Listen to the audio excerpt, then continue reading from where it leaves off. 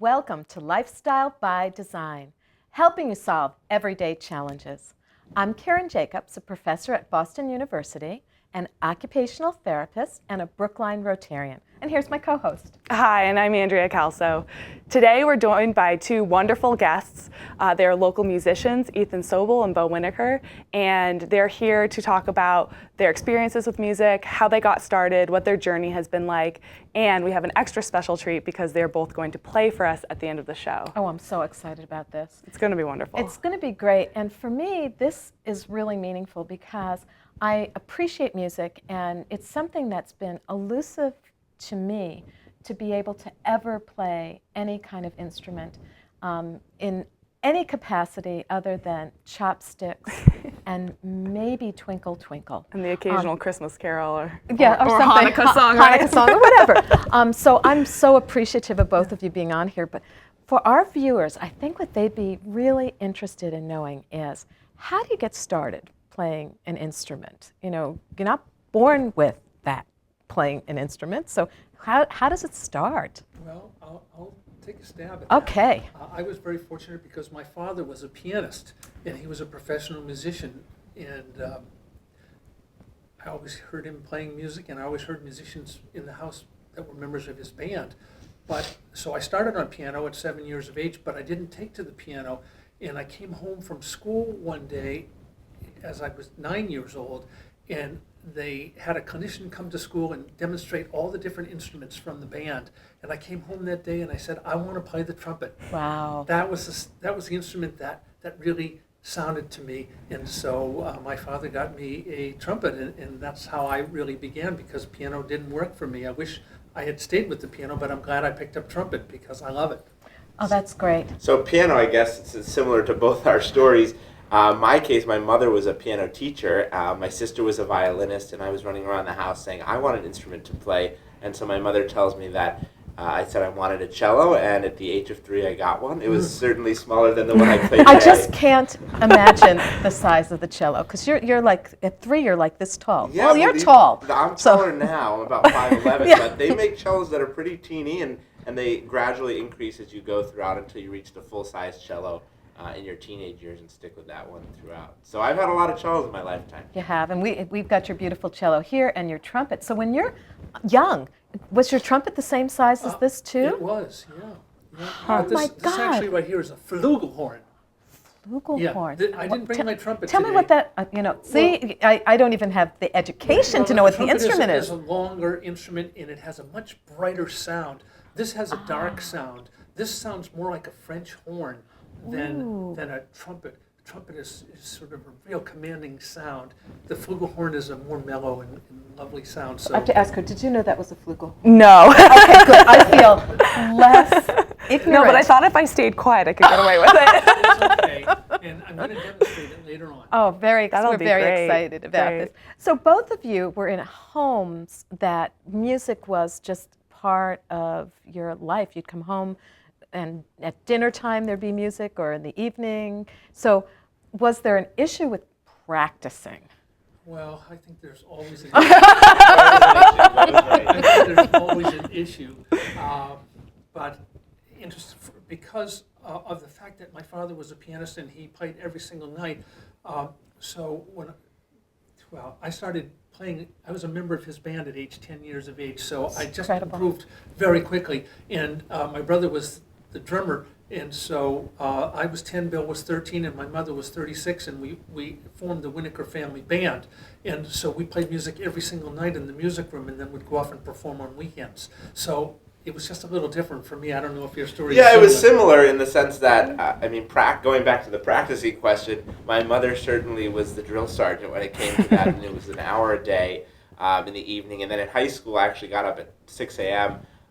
As crazy as that sounds, I used to practice before high school because I would have sports practice afterwards. Yeah. And then once I was at the same level as both of them, we would do trios together, my sister, my mother, and I, on the violin and piano. And then my mother accompanied me in a lot of various performances and such. And then going forth into high school, I was pretty competitive, and it's weird to say a competitive musician, but I was in districts and all-state orchestras going through and then studying into college as well. And I remembered as Ethan was talking that I love sports as well. Played all different sports growing up. And I remember once I was down on the ball field and my father came down and got me. He said, "I heard you didn't practice today. Get home right now and practice. You practice before you play your sports." Wow. So we were similar in that. I That actually used to can- get some injuries with sports that would affect my cello playing. I actually tore a ligament in my wrist one year, Wow. and it wasn't so great, but we got through it. So there's definitely. So it sounds like there was sort of a priority in your family that the music came first. Mm-hmm. That's I can't great. imagine what it was like to have your father walk on the field and say, "Go home and practice." Well, he did it, and my father was a perfectionist. And interestingly enough, my brother was quiet on the drums. He never said a word. He just sort of blended into the drum set. But we'd be playing, and then all of a sudden the music would stop, and my father would say, "You did it wrong." And I'd say, "No, you did it wrong." And then he'd say, "No, I did it wrong." And so we'd have this little tiff going on, and then fortunately we had a circular house, and so I would start running, and he would start running after me. Oh my God! And- And I actually met your dad Yeah. one time, a long time Yeah. ago, right? Yeah, so he Yeah. we'd have our little scene together, and then back in the music room we'd go and Okay. play again. So So that was sort of, in some ways, sort of how your family dynamics and communication went. But it sounded like your dad was an authority figure, and he wanted perfection. he was a perfectionist. He wanted a certain sound. He used to sing it to me exactly how he wanted me to phrase it. I can hear it in my ears right now. He used to sing it for me. And interestingly enough, years and years later, when I walked on the Symphony Hall stage for the very first time to conduct the Boston Pops, I said to myself secretly, "Thank you, Dad, for preparing me for this day." Oh, and that was an amazing goal for you. Well, right? it sure was. And you've done it how many times Well, now? I've conducted in the Symphony Hall now. This will be 7 times coming up New Year's Eve this coming year. It's That's great. incredible. It's it was a life goal for you, but It you've done was. so many other things, both of you. Yeah. So we're going to go back and forth and talk Sure. about some more things. No, you've done inaugurations. Well, listen, here's what I want to tell you. The most important assignment of all is the next one. That's the most important one. But I have been to the White House to perform in 2 presidential inaugurations, and I sold with the New York Philharmonic and the Cleveland Orchestra and recorded a movie soundtrack with Billy Joel. So I've had my 6 or 7 minutes of great fortune. Oh, and Yeah. continuing, Yeah. right? And absolutely continuing. Yeah. So I want to ask Ethan a little bit more about what he's doing, and then we want to ask you to share something that's going to be happening in Brookline that's Sure, very sure. exciting for the community. Yeah. So, Brookline Symphony Orchestra, but your full-time job is not playing your cello. That's right. I don't have the great fortune like Bo, but I would love to someday. But I'm really excited. I just joined the Brookline Symphony Orchestra actually this year. In high school, like I said, I was more competitive and played in Boston Symphony Hall and Carnegie Hall even once. Then studied in college and got to perform. But kind of post-college, you have to, if you're not a full-time musician, you have to push yourself. And so I'm really excited. We're actually having a performance this upcoming weekend.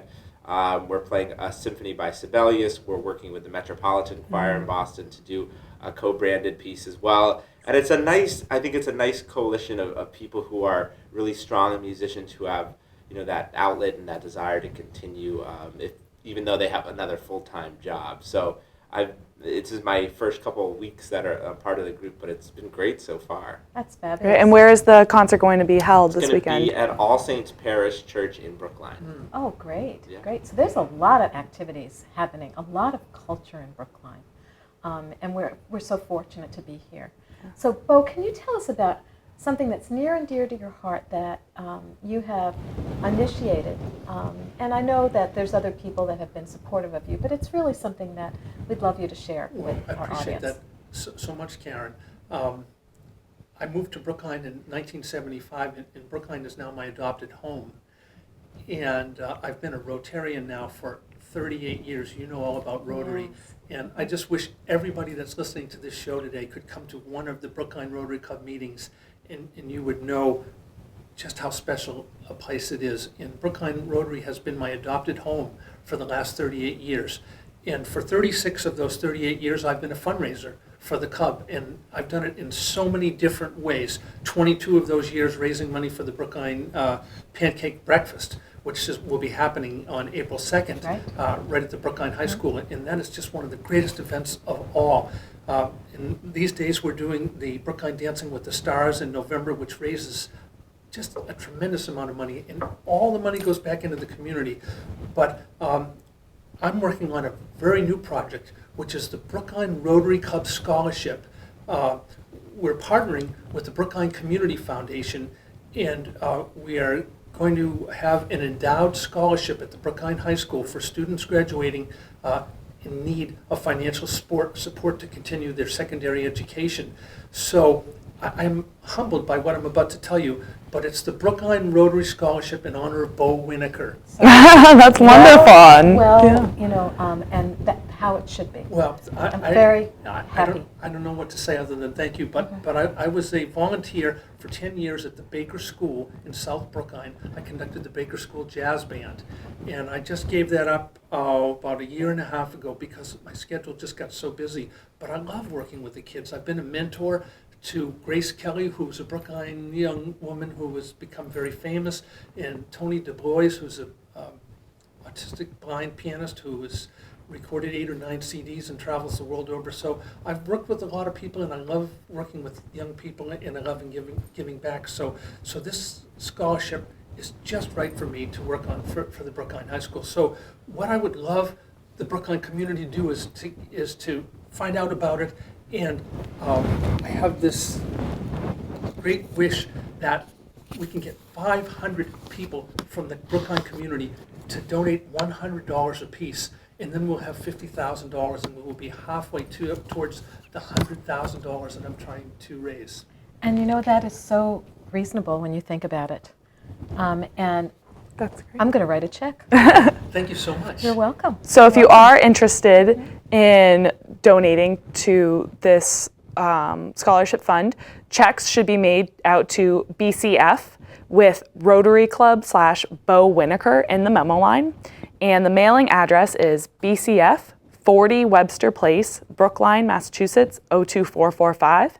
You can also donate online at give.brooklinecommunity.org/BCF-SCH-BHS and note Rotary Club Bo Winiker in the comment special instruction box. So there's your instructions if you're so moved to go, and I hope you do, because it sounds like a really fantastic opportunity to support the community and to support students. Thank you so much for helping me get my message out to the community. I appreciate it so much. It's our pleasure. And thank everyone out there. I thank you all for your consideration of helping with this important cause. We will, we Yeah. will, and it's not, it's, and there'll be specifications for how a student will be able to apply for it. That'll Exactly. be great. And that, I think people will be able to pick up on that from the website too, a little bit more about that, the scholarship. Exactly, and Okay. also, any donation will be appreciated. Great, Yeah. I'm great. hopeful to get 500 people to give $100, but $1 or 10 or 20 will be greatly appreciated as well. Well, we'll Great. make sure that we get that message out. I'm going to put her on the hot seat for a second. I was going to ask them a question. No, I'm putting you on the hot seat. So, Andrea plays an instrument. Yeah, I grew up playing the violin, remember. and I played through school mostly because those opportunities fortunately were available to me in the school I was in. But now I don't know if that's really the case so much, which is unfortunate. But I started 4th grade, played the violin, and kind of kept with it. But back to what we were saying about practicing, that was more difficult because my parents were really the ones who kind of encouraged me to go into. I liked listening. We always listened to classical music with dinner when we had family dinners, and I liked it, and it was kind of sort of part of the environment at home. So there's an appreciation, like you said before, but no one actually played an instrument. So they said, I was the oldest child, so they said, okay, you're gonna go learn the violin, that's being offered, so we're gonna do it. And I didn't mind. I actually enjoyed learning it, but I remember every time I'd practice, I go, "Oh, it's like you're torturing the cat." But we did have cats, and they probably were a little tortured by it. But I stuck with it through the years, and I ended up playing through high school, through college, and now I just basically play carols at the holidays for family. But it's nice to bring the instrument and share it with them, and I try to find fun little songs to play for them that are within my abilities now. But I think it's so beneficial that I learned young, because Yes. now it takes practice and perseverance to keep with it. And I only reached a certain level and definitely have lost that skill since, because you do have to continue to work at it. But I'm so grateful that I had the opportunity to play, because now, even though I don't do it often, I know it's so special when I bring it to the family, because a lot of them say, oh, I wish I learned an instrument. It's such a gift to be able to share. Right, It's a wonderful right. gift. And it just makes them light up.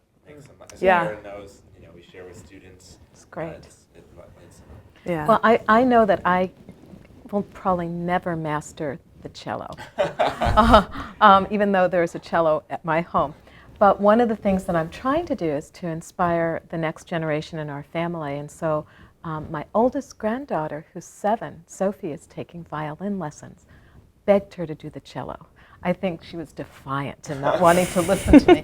But do you think that once you learn one instrument, that it becomes easier to pick up another? Well, obviously for you, you play quite a few wind instruments, right? I do. I also play the vibraphone as well. I play a few different instruments. I think you're right. I think once you play one, the others get a little bit easier. Yeah, I think it's Is the that true? musical. Mhm. I think it's musical motivation, and you kind of have a mind for reading notes, certainly, and rhythm and things like that. That are the basics for reading music and playing it. But I think also there's just a motivation and the beauty it brings to your life, and the kind of sense of calmness and peace, and then you go forward. I mean, I find myself, singing all the time, and people are like, you should sing in a show, in a musical, and maybe hopefully someday I'll do that. But I think, it's a natural kind of connection. It's a silent language in a way of love. I have one for you, Ethan. When I play, I just get so involved and wrapped up in the music that I go to places you could never find on a map. It's just, music takes you to places that are just so incredible. Does that happen to you? Yeah, absolutely. You have a stressed day, you have a conflict you're dealing with, you kind of just go into your own world and play and practice at peace, and you kind of float into a new utopia, and it's amazing, and you can't really put words to it, I would say. Oh, I admire that. Sometimes listening to music, you can feel that way. Yeah, we're so But lucky. it's not the same as really Producing it. producing it. I admire all three of you so much.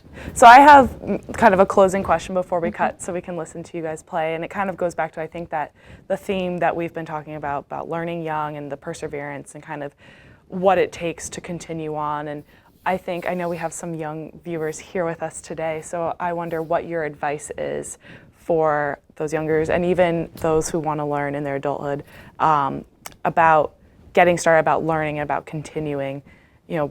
What sort of parting words of wisdom can you share with them?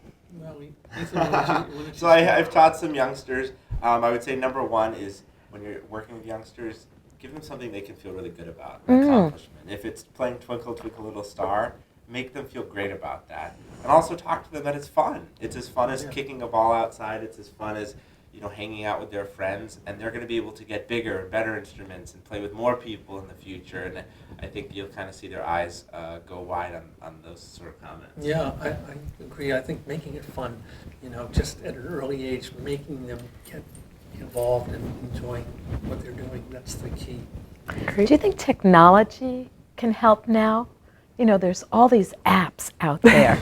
That's what I keep thinking, there's still hope. I think there's always hope. Yeah. I think the beauty of music, actually, Karen, is that it takes you away from some of that stuff. Yeah. No, I was thinking technology, like to learn how to tune the instrument using Yeah, there's certainly technology. tuning apps, and there's certainly accessible apps to help you do some of that note reading and rhythm. That's what I was and certainly, thinking. more than like a metronome, maybe like this is kind of Right. like an old-fashioned one. But yeah, I think it's much more accessible than perhaps it used to be. Yeah. To help, yes. Great words of wisdom. We're so thrilled that you're on the show. Thank you so much. Thank you. So we are so lucky now. Yeah, we're going to take a quick break while our musicians can set up, and then they're going to play for you, and we're going to leave you here. So we want to say thank you so much for joining us. Please continue on, because you're going to hear some wonderful music, and we can't wait to see you next time. Yeah. Thank you.